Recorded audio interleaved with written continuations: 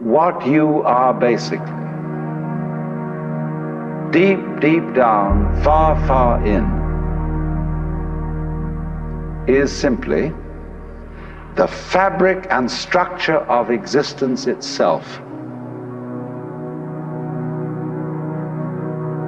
So, say in Hindu mythology, they say that the world is the drama of God. God is not something in Hindu mythology with a white beard that sits on a throne and that has royal prerogatives.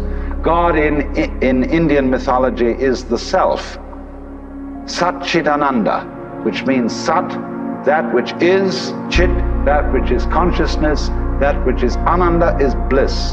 And in other words, what exists, reality itself, is